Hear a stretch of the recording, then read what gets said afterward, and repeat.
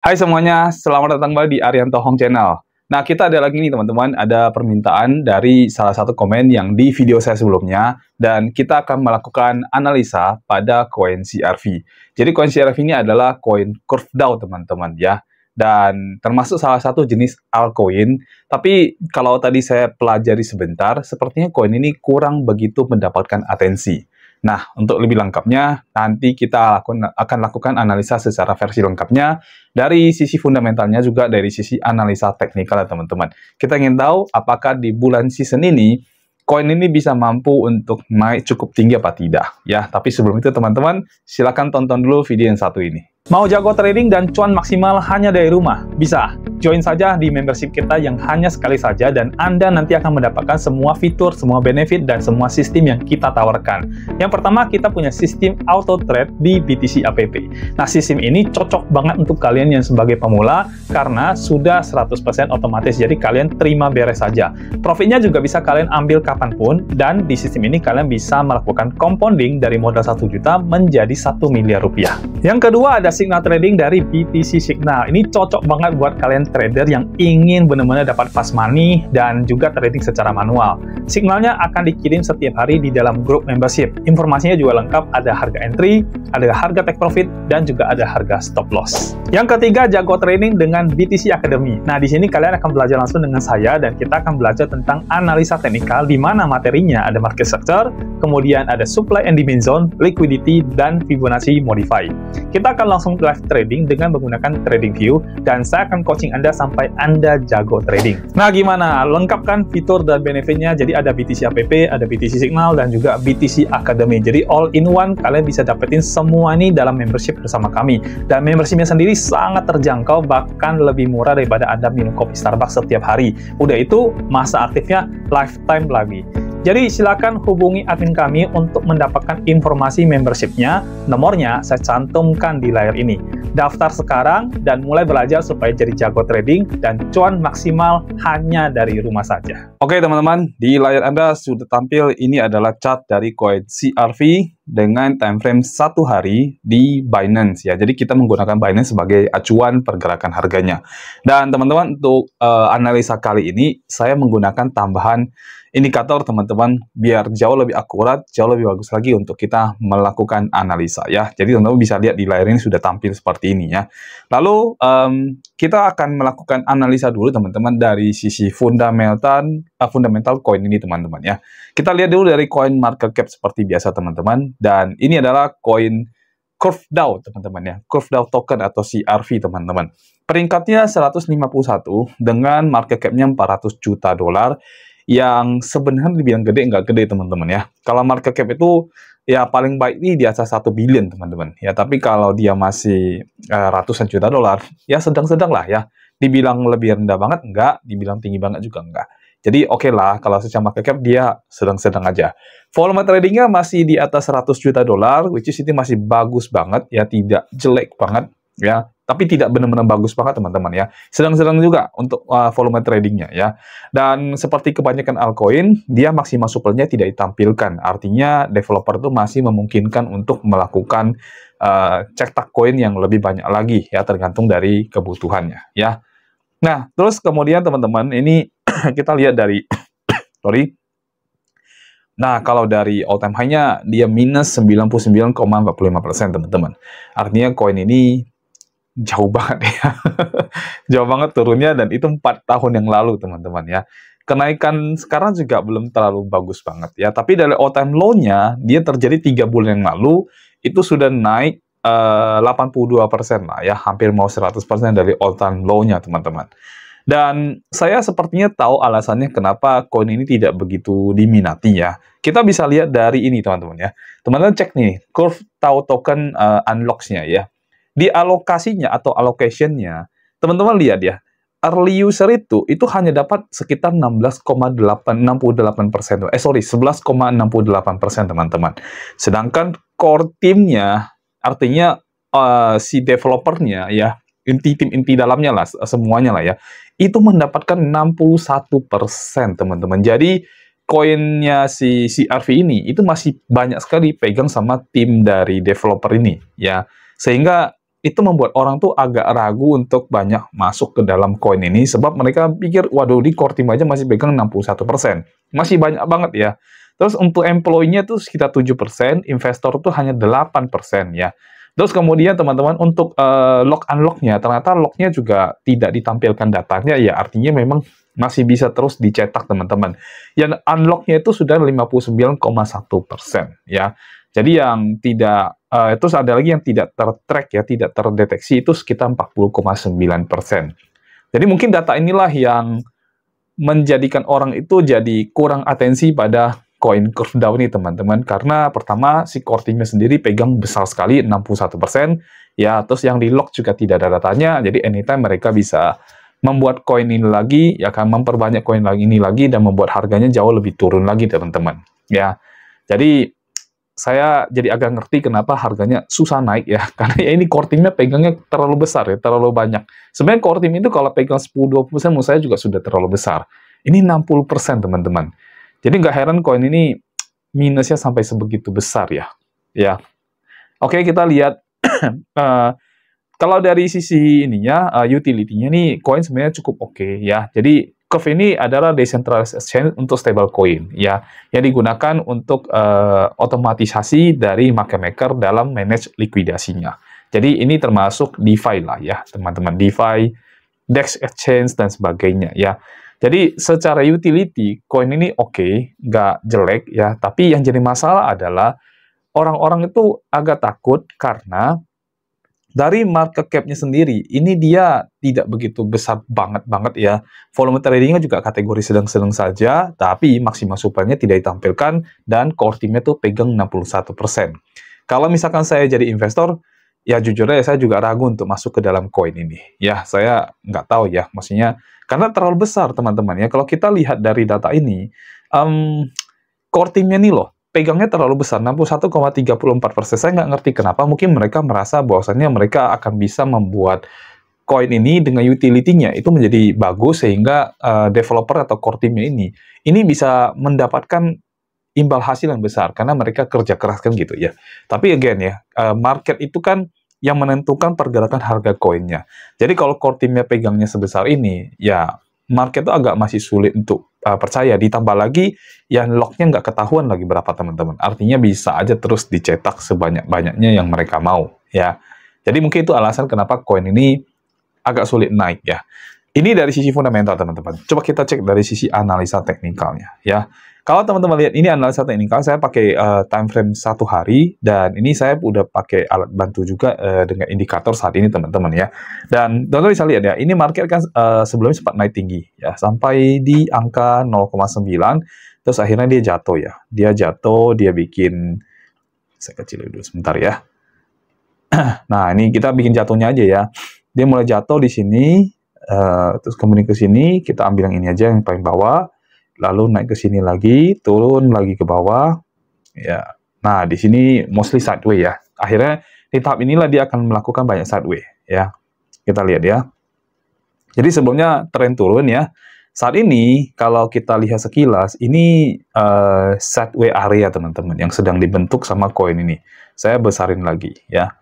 Jadi pergerakan dia itu tidak jauh-jauh dari range-nya. Kita ambil. Oh, ini sudah ada ya. Oke, range bawahnya ini kita ambil, kita lihat di harga 0,1804 ya. Ini harga range bawahnya 0,0.1804. Nah, ini ada di area bawah, batas bawah dari koin ini ya. Lalu area atasnya, nah sebelumnya sempat dia sentuh ternyata teman-teman ya. Untuk area ininya dia di sini. Kita bisa lihat di sini, kita ambil di sini aja dulu ya. Pas sedikit. Nah, dapat. Ya, ini ada di harga 0,3764 teman-teman. Ya. 0,3764 ya. Di sini. 3764. 3764. Nah, jadi ini adalah batas atasnya dan batas bawah dari koin ini di area ranging-nya ya. Dan kita berharap nanti di area inilah akan terjadi satu pergerakan sehingga kita tahu dia sebenarnya mau kemana arahnya. Kalau di area ranging, teman-teman bisa lihat ya, pergerakan dia itu begini nih. Ini ambil dari bawah ke atas, terus dia bikin higher low teman-teman ya, higher high, higher low, terus tidak berhasil bikin higher high lagi ya, dibikin lower high, terus akhirnya dia berhasil bikin lower low di sini, lower high lagi, lower low lagi, lower high lagi, lower low lagi ya. Nah, ini tren turunnya selesai di sini ya. Lalu sekarang dia sedang membentuk tren naiknya. Tren naiknya dia, oh ini masih terbang aja ya. Nah, kemungkinan besar sih dia akan bikin higher low dulu teman-teman ya. Kalau misalkan dia tidak berhasil lewatin FVG yang satu ini, berarti dia akan masuk di sini dan akhirnya bisa tembus ya. Jadi kalau misalkan kita lihat chartnya dari sisi analisa chartnya, ini kemungkinan besar sih naik sih harga koin ini teman-teman. Ya, kemungkinan besar ini akan naik ya. Jadi kita kalau misalkan mau trade, kita bisa ambil posisi long untuk koin ini teman-teman. Tapi ini kan dari time frame daily ya. Coba kita mundur ke time frame yang 4 jam. Kita lihat dulu dari sisi 4 jam. Nah, 4 jamnya juga cukup baik ya. Dia membuat di sini higher high, higher low, higher high lagi. Sorry, nggak keklik ternyata. Ini ya. Di sini higher low, higher high, higher low, higher high lagi di sini.